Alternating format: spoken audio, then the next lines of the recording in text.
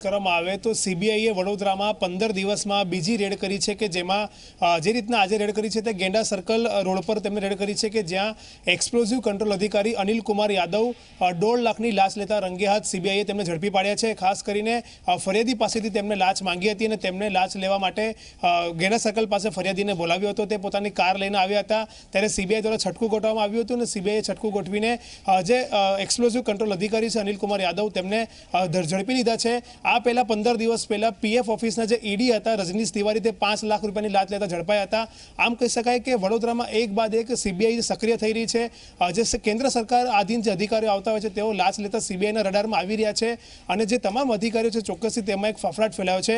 સીબીઆઈના red જાહેર રસ્તા પર હતી તેના કારણે લોકોના ટોળા પણ ઉમટી પડ્યા હતા જેના કારણે સીબીઆઈના અધિકારીઓને એક ખાનગી કંપનીના કમ્પાઉન્ડમાં તેમને આખી કાર્યવાહી કરવી પડી હતી, કામગીરી કરવી પડી હતી અને હાલમાં પણ લોકોના ત્યાં ટોળા જામેલા છે। હજુ સુધી કેમ લાંચ માંગી હતી અને જે લાંચની રકમ 1.5 લાખ જ હતી કે તેનાથી વધારે હતી તે પણ માહિતી મળી નથી શકી, પરંતુ ચોક્કસથી એ માહિતી મળી રહી છે કે સેન્ટ્રલ એક અધિકારી છે એક્સપ્લોઝિવ કંટ્રોલ અધિકારી અનિલ કુમાર યાદવ તે 1.5 લાખની લાંચ લેતા હાલ તો ઝડપાઈ ગયા છે। જી, આ પ્રકારની ઘટનાઓ સતત વધી રહી છે તો હજુ પણ આ જ ઓફિસમાં અન્ય કોઈ લોકો સંડોવાયેલા છે? આ એક જ વ્યક્તિ છે, હજુ પણ કડીઓ જોડાતી જશે એવું લાગી રહ્યું છે?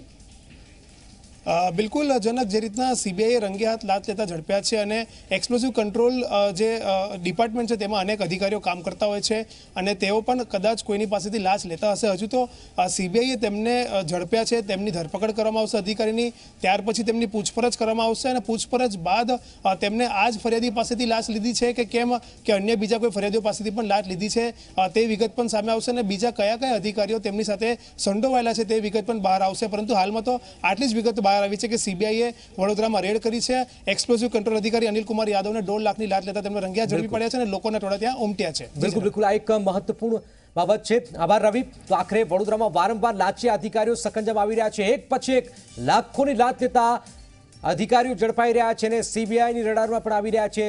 લાંચિયા અધિકારીઓ ઝડપાઈ રહ્યા છે, વડોદરામાં લાખોની લાંચ વારંવાર લઈ રહ્યા છે અને આખરે એક પછી એક આ અધિકારીઓ સકંજામાં આવી રહ્યા છે સીબીઆઈના।